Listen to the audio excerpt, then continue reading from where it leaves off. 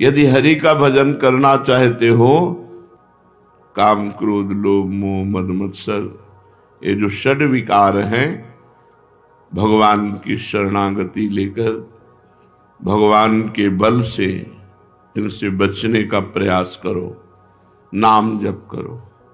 सब शास्त्रों का, सब ग्रंथों का एक ही सार है, मधुर मधुर भगवान के नाम का स्मरण।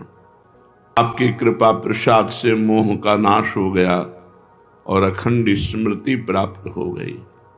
सब शास्त्रों का सार है भगवान का स्मरण, नाम स्मरण, रूप स्मरण, लीला स्मरण, गुण स्मरण, भगवद स्मरण। ये कब होगा? जब विषय विकार तज, तब सार भज, तब भजन में रुचि होगी। नहीं तो षड विकार बार बार विक्षेप डालते रहते हैं। कह रहे हैं अब जितनी आयु चली गई उतनी तो चली ही गई, अब जो आयु बची है मैं जो कह रहा हूं वो कर। विषय विकार का त्याग कर और नाम जप कर। ये चार बातें अपने दिमाग में, अपने हृदय में रख लो। शम, सबके प्रति व्यवहार आपका सहनशील में होना चाहिए। कोई आपकी पूजा करे या कोई आपकी निंदा करे, कोई आपसे मित्रता रखे या आपसे शत्रुता रखे, अपमान करे या सम्मान, आपका व्यवहार सम होना चाहिए। ये क्षमता हृदय में धारण करने वाला ही हरिकल्प तरु को प्राप्त कर पाता है। संतोष, कभी किसी से कोई भी मांग नहीं होनी चाहिए। संतोष समस्त कामनाओं का नाश कर देता है। और संतोष और विचार विमलति, पवित्र विचार और सत्संगत, इन चार को दृढ़ता पूर्वक पकड़ लो। पहली पंक्ति में कहा विषय विकार को छोड़ो, सार बात पकड़ो, भगवान का नाम जप। जितनी आयु रह गई है उतनी आयु में चार बातें धारण कर लो। क्षमता, संतोष, पवित्र विचार और सत्संगति, साधु संगति, इन चार को दृढ़ता पूर्वक पकड़ लो। गोस्वामी जी कहते हैं काम क्रोध लोभ मोह अभिमान राग द्वेष, इनको जड़ से मिटा दो, बिल्कुल छोड़ दो, निश्चय बचने न पावे। हृदय में ये दोष रहने ही ना पावे। ये सब कैसे होगा?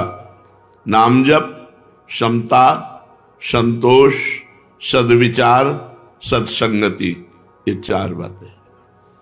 अगर हमारे हृदय में नाम जप चल रहा है और क्षमता है, संतोष है, सद्विचार है, सत्संगति है, तो इन 6 विकारों पर निश्चित विजय प्राप्त हो जाएगी। ये राग द्वेष जड़ से मिट जाएंगे। आगे उपाय कह रहे हैं, अमृत में वचन है। कानों से भगवान की कथा के सिवा और बंद कर दो, कुछ मत सुनो, शांत।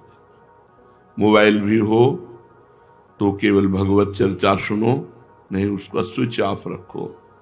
मानते हैं आज के आधुनिक युग में इसकी आवश्यकता है, तो जितना आपको सपोर्ट भजन में दे रहा है बस उतना ही इसका प्रयोग करो। नहीं, बहुत बड़ा परपंच है अपनी जेब में, ये पूरा संसार का परपंच है, बहुत बचिए। श्रवण कथा, मुख नाम, हरि हृदय, राधा वल्लभ लाल को हृदय ध्यान, मुख नाम, हरि हृदय, मुख नाम, श्रवण कथा, सबको प्रणाम। सबको प्रणाम, एक भी बचने न पावे। जो भी हमारी दृष्टि में आए सबकी चरण वंदना, अपने को तृण से नीच समझना, सबको महान भगवान का स्वरूप समझना। श्रवण कथा, मुख नाम, हृदय हरि, सिर प्रणाम और सेवा, ठाकुर सेवा, साधु सेवा, गुरु सेवा, समाज सेवा, रात दिन, बस इतने में हमको अपनी इंद्रियों को रखना है। श्रवण से भगवान की खूब कथा, भक्तों की खूब कथा सुनो। मुख से हरि नाम, हृदय में भगवान का ध्यान, सबको प्रणाम, और सबकी ठाकुर सेवा, संत सेवा, गुरु सेवा, समाज सेवा, जो मिले वो सेवा करो।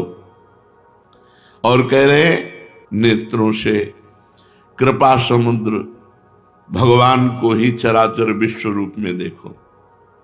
सिय राम में सब जग जाने, चिद अचिद लक्षणम सर्वम राधा कृष्णमयम जगत, संपूर्ण जगत में भगवान विराजमान। ये बिल्कुल बात पक्की समझ लो, बिना ये भाव लाए ठीक नहीं रहेगा। हम ये देखते हैं कि यदि साधन का अभिमान है तो पूरा जीवन व्यतीत हो जाता है और बात समझ में नहीं आती है। अगर भगवान की कृपा का भरोसा है तो स्वभाव सुधार देते हैं भगवान, जीवन सुधार देते हैं भगवान, सद्गुण प्रदान कर देते हैं। इसीलिए कह रहे हैं कृपा समुद्र हरि, भरोसा रखो कृपा समुद्र हरि का।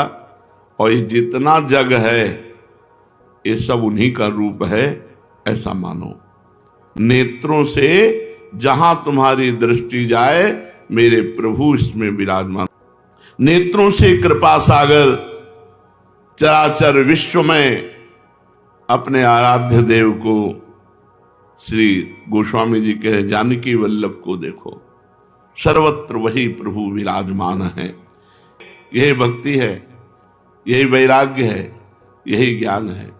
श्रवण से भगवान की कथा, मुख में भगवान का नाम, हृदय में भगवान का ध्यान, चराचर विश्व रूप भगवान का मान करके प्रणाम और सबकी सेवा, यही भक्ति है, यही वैराग्य है, यही ज्ञान है, यही हरितोषण व्रत है, यही भगवान को प्रसन्न करने का व्रत है। अतएव भगवान शंकर के द्वारा यह बताया हुआ मार्ग है, ये परम कल्याण में है। इस मार्ग में चलने में स्वप्न में भी कोई डर नहीं, अर्थात कोई भ्रष्ट नहीं हो सकता, निश्चित भगवान को प्राप्त होगा। लज्जा छोड़कर भगवान का नाम जप करता है, वो अपने को पवित्र कर देता है और सारे विश्व को पवित्र कर देता है। स्वयं तर जाता है, स्वयं तर जाता है और लोगों को तारता है, लोक के लोक पावन कर सकता है। इसलिए संकोच छोड़कर, लज्जा छोड़कर माला प्रगट में रखनी चाहिए और गणना युक्त नाम जप करना चाहिए। यदि कोई प्रणाम नमस्कार करे, मान बढ़ाई दे, तो तुम उसे स्वीकार न करो तो तुम्हारी हानि नहीं होगी। किसी को मना नहीं करना, कोई प्रणाम कर रहा है, कोई नमस्कार कर रहा है, बस अंदर से उपेक्षा रखो, अंदर से उसका महत्व मत रखो, तो मान बढ़ाई तुम्हारा कुछ बिगाड़ नहीं पाएगी। नाम जप का वास्तविक फल क्या है? उत्तर, नाम जप का वास्तविक फल है श्री कृष्ण प्रेम में रोना, भगवान के प्रेम में रोना। नाम का जब फल प्रकट होगा, आंखों से आंसू बह रहे हैं, कंठ गदगद हो रहा है, शरीर रोमांचित हो रहा है, कंपायमान हो रहा है, भगवान की मंगल मूर्ति मानस पटल पर छाई हुई, ये नाम का फल। इसलिए नाम का फल पूर्ण प्रेम है, भगवत प्रेम। सुना है कि 3.5 करोड़ नाम जप करने पर मोक्ष की प्राप्ति हो जाती है। क्या ये सत्य है? विश्वास करो, भाव करो, महत्व रखो, हो जाएगा। विश्वास करो, भाव करो, महत्व रखो, तो एक नाम में मोक्ष प्राप्त हो जाएगा। 3.5 करोड़ तो बहुत बड़ी बात है, एक नाम भी मोक्ष प्राप्त कराने में समर्थ है।